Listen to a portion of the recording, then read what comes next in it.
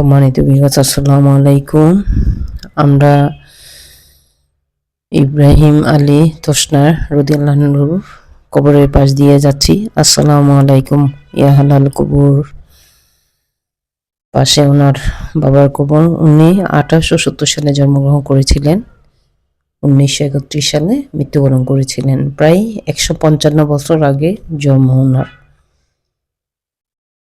সেই অন্ধকার যুগে বলতে গেলে গ্রামীণ রাস্তাও ঠিক ছিল না, আসা যাওয়ার যোগাযোগের পথ ভালো ছিল না। সেই জায়গায় উনি এসে এখানে জ্ঞানের আলো ছড়িয়েছিলেন। ওনার উত্তরসূরি সরোয়ার ফারুকী ভাই আমাদের জন্য খাবারের ব্যবস্থা করেছেন।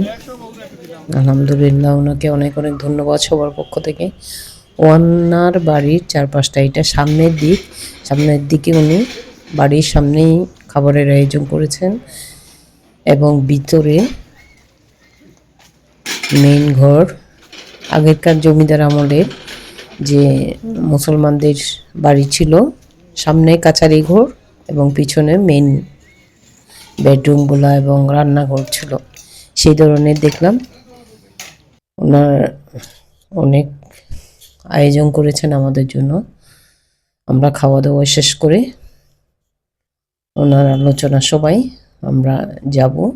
এখন খাওয়ার পর্ব শেষ হচ্ছে সবার। অনেক সুন্দর একটা অনুষ্ঠান ছিল আসলে, এবং এলাকাটাও খুব সুন্দর, চারপাশে গাছে ভরপুর। খাওয়ার পর্বটা অনেক খাবার আয়োজন করেছেন এবং খাবারটাও মাশাআল্লাহ মজা হয়েছে, আলহামদুলিল্লাহ। অনেক মানুষ ছিল, ওনারা বাড়ির লোকজন, আমরা সব মিলিয়ে প্রায় অনেকজন ছিলাম। আমরা খাওয়ার পর্ব শেষ করে এখন ওনার আলোচনা সবাই যোগ দিতে যাচ্ছি। এটা আব্দুর রহমান কাদরি রাদিয়াল্লাহু আনহু, ওনার বাবা,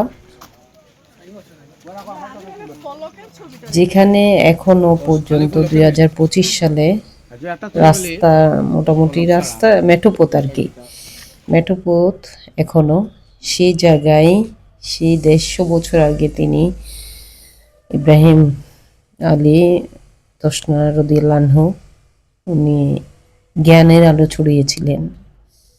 চিন্তা করা যায় আসলে অনেক উদার মনের এবং অনেক মানবিক হলে এইসব কাজ করা যায়। আমরা শেকড়ের সন্ধানে কেমোসাস থেকে ওনার এই এলাকাটা দেখতে আসলাম এবং ওনার ব্যক্তিগত জীবন সম্পর্কে আমাদেরকে সরওয়ার আলম ফারুকী ভাই বলবেন, আমরা জানবো।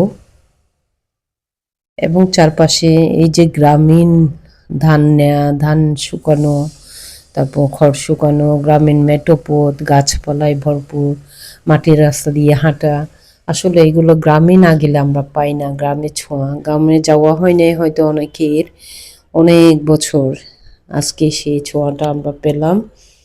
অনেক ভালো লেগেছে এবং ভিডিওটা করেছি আপনাদের জন্য, যারা যেতে পারেননি ওনারা দেখবেন ভিডিওটা এবং উপভোগ করবেন। আমরা স্মৃতিচারণ করার জন্যই আসলে এই ভিডিওগুলো করি এবং আপনাদের জন্য শেয়ার করি, যাতে আমাদের এগুলো মেমোরিতে থাকে।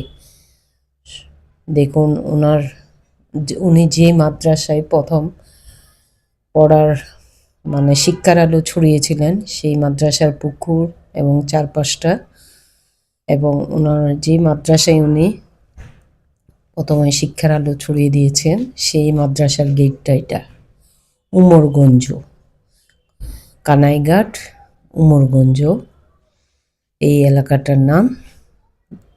সবাই ভালো থাকবেন এবং গেটের সামনে একটা ফটো শুটিং চলছে।